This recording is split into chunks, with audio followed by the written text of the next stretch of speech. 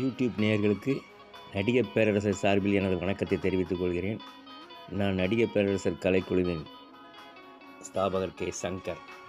Hello friends, உங்களுக்கு இந்த video ரொம்ப பிடிச்சிருந்துச்சுன்னா லைக் பண்ணுங்கள், ஷேர் பண்ணுங்கள், மறக்காமல் சப்ஸ்கிரைப் பண்ணிடுங்க. நம்ம இந்த வீடியோக்குள் போகலாமா? இன்றைய தினம் நாம் பார்க்க போவது உலகம் சுற்றும் வாலிபன் வெளியான அன்று அதை எப்படி டிக்கெட் எடுத்தேன், எப்படி போய் பார்த்தேன் என்பதை பற்றிய விவரங்களை உங்களுடன் பகிர்ந்து கொள்ளலாம் என்று ஆசைப்படுகிறேன். படம் 1973 மே 11 வெளியாகிறது என்று பேப்பரில் விளம்பரம் கொடுத்துட்டாங்க. வேறு எங்கேயும் வால் போஸ்ட்டே கிடையாது. எங்கே நோக்கினும் வால் போஸ்ட்டும் கிடையாது, ஒன்றும் கிடையாது. அந்த படத்துக்கு விளம்பரமே இல்லை. நாங்கள்லாம் மே 11 வருதுன்னு நினச்சிக்கிட்டு இருந்தோம். ஆனால் மே 11 அன்னைக்கு படம் ரிலீஸ் ஆகலை. காரணம் என்னென்னா, இங்கே லோக்கலில் உள்ள ரவுடிகள்லாம் கொஞ்சம் மிரட்டியிருக்காங்க போல் இருக்குது. அதுவும் இல்லாமல் சேவியர் மிஷேல் ஏகப்பட்ட கடனில் இருந்தார், தியேட்டர் ஓனர். அந்த கடனை அவர் படத்துக்கு அட்வான்ஸ் கொடுக்க கூட பணம் இல்லை அவர்கிட்ட, ஃபர்ஸ்ட் வால்யூமுக்கு. அதனால் இருக்கிற நகைகள் நட்டுகள் எல்லாத்தையும் கொண்டு அடகு வச்சு கையில் ஒரு 30,000 தூக்கிட்டு போய் எம்ஜிஆர் வீட்டு வாசல்லே போய் உட்காந்துட்டார். உட்காந்து எப்படியாவது எனக்கு பெட்டியை தாங்க, இதை வச்சு தான் என் லைஃபே இருக்குது அப்படின்ட்டார்.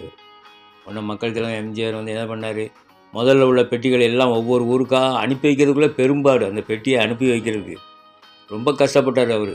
ஒவ்வொரு எங்கே எப்படி பெட்டி வருதுன்னு யாருக்கும் தெரியாது. ஏன்னா நிறைய விஷமிகள், திமுக விஷமிகள் வெளியே நின்றுக்கிட்டு அந்த பெட்டியை எரிக்கிறதுக்கு வைக்கிறதுக்கு ஏதாவது முயற்சி பண்ணலான்னு சொல்லி கையில் உருட்டு கொட்டையோட அலைஞ்சிக்கிட்டு இருக்காங்க.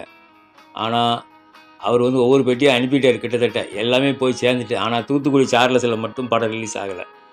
அது ஏற்கனவே பவர் கட் ரொம்ப அதிகம். பிரிண்டிங் போடுறதுல வேறு கொஞ்சம் லேட் ஆச்சு. அதனால் சார்லஸ் மட்டும் அவரும் கொஞ்சம் இதாக இருந்தார்ல, பணம் இல்லாமல் கொஞ்சம் இருந்தனால ஒரு 2 நாள் லேட் பண்ணி மே 13 அன்றைக்கி படத்தை நான் அனுப்பி வைக்கிறேன் அப்படின்ட்டார் எம்ஜிஆர். இவர் சேவியர் மிஷேல் வந்துட்டார். இங்கே இருக்காங்க. கூட்டம்னா கூட்டம். அன்றைக்கி மே 13 ஞாயிற்றுக்கிழமை. அன்றைக்கி 5 காட்சிகள்ங்கும்போது காலையில் ஷோக்கே நாங்கள் போயிட்டோம். நான் என் ஃப்ரெண்ட்ஸ் எல்லோரும் போய் நின்றுட்டோம். ஆனால் மயக்கம் வராத குறவு தான் அந்த அளவுக்கு. அது மட்டும் இல்லாமல் எனக்கு மே 11 படம் வரலன்னு எனக்கு காய்ச்சலே வந்துடுச்சு. ஃபீவர் ஆகிட்டு, பயங்கர ஃபீவர் ஆகி 2 நாளில் ஹை உச்சத்தில் இருக்குது ஃபீவர். ஏன்னா படம் பார்க்கலைங்கிற ஒரு இது. அது நிறைய பேர் திருநெல்வேலியில் போய் பார்த்து வந்துட்டாங்க, மதுரைக்கு போனவங்களும் உண்டு, சென்னையில் போய் படம் பார்த்து வந்தவங்க கூட இங்கே கதை சொல்லிகிட்டு இருக்கான், பிரமாதமாக இருக்குது படம் அப்படின்னு. இப்போ நாங்கள் என்ன பண்ணுறது, நாங்கள் 2 நாள். ஆனால் அன்றைக்கி படம் வருதுன்னு தெரிஞ்சோம்னா காய்ச்சல்லாம் பறந்துருச்சு. போய் காலையில் போய் நின்றுட்டோம் தியேட்டரில் போய் நின்னால் கூட்டம், ஏகப்பட்ட கூட்டம். எப்படி ஆனால் பிளாக் டிக்கெட்டு வரல அன்னைக்கு காலையில் முதல் ஷோக்கு. எல்லாருமே படம் பார்க்குற ஆர்வத்தில் இருந்ததுனால படத்தை டிக்கெட்டை வாங்கினோடனே நேராக உள்ளே தான் ஓடுறாங்க, தியேட்டருக்குள்ளே தான் ஓடுறாங்க அவ்வளோ பேரும்.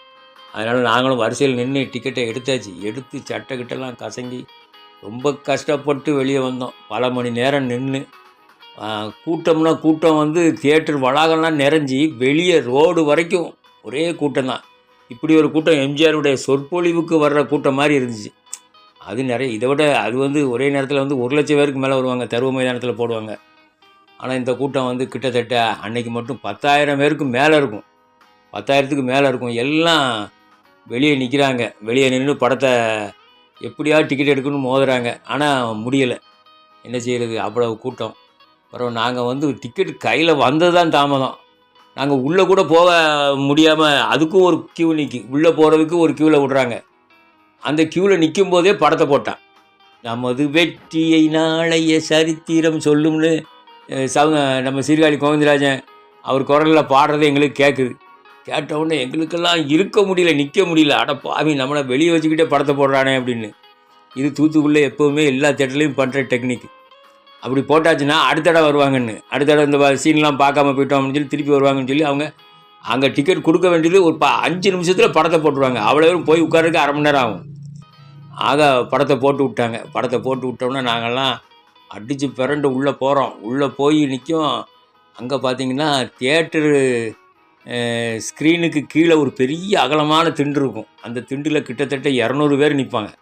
அதில் ஃபுல்லாக ரசிகர்கள் தான். ரசிகர்கள் நின்று பூ மாலையை அள்ளி அள்ளி போட்டுக்கிட்டு இருக்காங்க. பூ மாலையை அந்த முதல் பாட்டுக்கு அதுக்கெல்லாம் முதல் பாட்டு நாங்கள் பார்க்க முடியல, முடிஞ்சிருச்சு. வெற்றியை நாளை செலுத்தினோம். அடுத்த சீனுக்கெல்லாம் அள்ளி அள்ளி போட்டுக்கிட்டு இருக்காங்க. அள்ளி அள்ளி போட்டு வாத்தியார் வர்ற சீன் எல்லா சீனுக்கும் அள்ளி போட்டுக்கிட்டு இருக்காங்க. இதில் என்ன பண்ணாங்கன்னா, உலகம் சுற்று வாலிபன் படத்தை போட்ட சேவியர் மிசிர் என்ன பண்ணாருன்னா டிக்கெட்டுக்கு 25 பைசா அதிகம் வச்சார் இந்த படத்துக்கு. இதுதான் முதல் படம். எந்த படத்துக்குமே அந்த அளவு வச்சது கிடையாது. 25 பைசா, 31 பைசா தான் டிக்கெட்டு முன்னாடி. ஆனால் இந்த உலக சுற்றுலா வரும்போது அதாவது கீழே மாடி 2 பிரிவாக இருக்கும் சார்லஸ் தேட்டரு. கீழே உள்ள தேட்டர் ஃபுல்லாகவே ₹1 ஆக்கிட்டாங்க டிக்கெட்டை. மினிமம் ₹1, 1,4 ரூபா வாங்கினாங்க. ₹1 25 பைசா வாங்கினாங்க ஒரு டிக்கெட்டுக்கு. அப்போது ஆனால் ஆக்சுவலாக வந்து அவங்க கொடுக்குறது 31 பைசா தான் டேக்ஸ் கட்டுவாங்க. 31, 50 அதுலேயும் ரொம்ப குறைச்சி தான் கட்டுவாங்க. ஆக அந்த டிக்கெட்டுக்கு எவ்வளோ இருக்குன்னு பாருங்கள். ஒரு நேரத்துக்கு 1500, 2000 வேறு அடைப்பாங்க. கிட்டத்தட்ட 25 பைசான்னு என்னாச்சு ஒரு நாளைக்கு 250, 500, 750லேருந்து ₹1000 வரைக்கும் எக்ஸ்ட்ரா வசூல் வரும் அவங்களுக்கு. அப்படி ஒரு மாதம் எடுத்தாங்க. அந்த ஒரு மாதத்தில் அவங்க எடுத்த பணம் மட்டுமே ஒரு பெருந்தொகை. கிட்டத்தட்ட 50,000லேருந்து 75,000 வரைக்கும் எடுத்திருப்பாங்க. அது தனியாக, அது அவங்களுக்கு தனியாக போயிடும் தியேட்டருக்காரங்களுக்கு. அது போக அவங்க கலெக்ஷன் காமிச்சது 1,86,000 தான் காமிச்சாங்க. அதுலேயும் நிறைய தில்லு முள்ளு பண்ணி தான் காமிச்சாங்க. ஆனால் படம் வந்து சரியான கூட்டம். அதில் வந்து ஹை கிளாஸ்லாம் எப்படி தெரியுமா வச்சுருப்பாங்க, அவங்க டியூக்ஸு, கிங் சர்க்கிள் அப்படின்னு ஒவ்வொரு வரிசைக்கும் ஒரு பேர் வச்சுருப்பாங்க. அப்படி ஒரு பேர் வச்சுருப்பாங்க. அப்புறம் பால்கனி வேறு இருக்கும். அதுக்கெலாம் எல்லாத்துக்குமே தியேட்டர் டிக்கெட்டு வந்து 25 பைசா கூடுதல் தான். எல்லாத்துக்கும் கம்ப்ளீட்டாக எல்லாத்துக்கும் கூட வாங்கி அவ்வளவு ஒரு பயங்கரமான ஒரு கூட்டம். அந்த கூட்டம் எல்லாம் தியேட்டரில் படம் பார்த்துக்கிட்டு ஒரே ஆரவாரம் தான். படம் என்னென்னே எங்களுக்கு ஒன்றுமே தெரியாது. எம்ஜிஆர் உருவம் தெரியும், அவ்வளோதான். சத்தங்கிட்ட வேறு ஒன்றுமே கேட்காது. அப்படி ஒரு காட்சியை பார்த்த ஒரு இது அதிர்ஷ்டம் நமக்கு கிடச்சிருக்கு அந்த நேரத்தில். ஓப்பனிங் ஷோவில் படம் முடிஞ்சு வெளியே வரும்போது பார்த்தா வெளியே வர முடியல. அவ்வளோ கூட்டம் வெளியே நிற்கிற கூட்டமே இதை விட பல மடங்கு நிற்கிது கூட்டம். வெளியே வரவே முடியல. அவ்வளோ பேரும் படம் எப்படி இருக்குது இப்படிலாம் கேட்டுக்கிட்டு இருக்காங்க. அடுத்த ஷோவுக்கு கூட்டத்தை பார்த்தா தாங்க முடியாத கூட்டம். அவங்களும் என்ன நினைப்பாங்க, ஐயோ நமக்கு டிக்கெட் கிடைக்குமோ கிடைக்காதோ அப்படிங்கிற ஒரு இதிலே அவ்வளோ பேரும் அப்படி ஒரு மாதிரி பித்து பிடிச்ச மாதிரி தான் நின்னாங்க அவ்வளோ பேரும். படமும் வந்து ஒரு 50 நாளைக்கு எல்லா காட்சிகளும் ஹவுஸ்ஃபுல் நிலையில தான் ஓடிச்சு. ஏன்னா கொஞ்சம் குறைஞ்சி வேணால் ஓடி இருக்கலாம். மற்றபடி ஃபுல்லாக தான் போச்சு படத்தை வந்து அவர் வந்து சந்தோஷமாக ஓட்டினார். 1958 கட்டின தேட்டர் சார்லஸு. 58 அந்த வீரபாண்டிய கட்டபொம்மனை போட்டு ஓட்டினாங்க. அப்போ சிவாஜி கணேசனை கூப்பிட்டு வந்து விழாலாம் வச்சாங்க. அதனால் எம்ஜிஆரை கூப்பிட்டு வரணுங்கிற ஒரு ஆசை அவருக்கு ரொம்ப நாளாக இருந்திருக்கு. ஏன்னா எம்ஜிஆர் படங்கள், பெரிய பெரிய படங்கள் எல்லாம் அவருக்கு வசூலை அள்ளி கொடுத்த படங்கள். படகோட்டிலாம் அங்கே தான் வந்துச்சு. பணக்கார குடும்பம், பெரிய இடத்து பெண், அப்படி எல்லா படங்களும், நிறைய படங்கள், வெற்றி படங்கள் எல்லாம் அங்கே தான் வந்துச்சு. அதனால் வந்து அவருக்கு எம்ஜிஆர் எப்படியும் கூப்பிட்டு கௌரவிக்கணும் அப்படின்னு சொல்லி எம்ஜிஆர்கிட்ட போய் நின்றுட்டார். படம் 100 நாள் தாண்டிட்டு நீங்கள் எப்போ வருவீங்க என் தேட்டருக்கு விழாவுக்கு அப்படின்னு போய் எம்ஜிஆர்கிட்ட போய் கேட்க போனார். ஆனால் எம்ஜிஆர் சொன்னார், படம் 20 தேட்டரில் 100 நாள் ஓடி இருக்குது. நான் இன்றைக்கி இருக்கிற சூழ்நிலையில் நான் அரசியல் கட்சி வேறு ஆரம்பித்து நடத்திக்கிட்டு இருக்கேன். அதனால் இன்றைக்கி இருக்கிற சூழ்நிலை என்னால் எந்த தேட்டருக்குமே வர முடியாது அப்படின்ட்டுருக்காரு. ஒன்றும் இவரால் தாங்க முடியல. நீங்கள் வாங்க, படத்தை வேணால் நீங்கள் எத்தனை நாள் சொல்லணுமோ சொல்லுங்கள், நான் ஓட்டுறானா, ஆனால் அன்னைக்கு விழா வச்சுக்கிடுவோம் அப்படின்னாரு. ஆனால் எம்ஜிஆர் அதெல்லாம் சாத்தியமே இல்லை அப்படின்ட்டார். அதனால் இவருக்கு ரொம்ப கோபமாயிட்டு, ரொம்ப கோபத்தில் வந்தவர் படம் 104வது நாள் ஓடிக்கிட்டு இருக்கு. உடனே அந்த கட் அவுட்டை பிரிச்சுருங்கப்பா அப்படின்ட்டார். வந்த உடனே எம்ஜிஆருடைய கட் அவுட், உலகம் சுற்றுவாளியின் கட் அவுட்டை பிரிச்சுருங்கப்பா அப்படின்ட்டார்.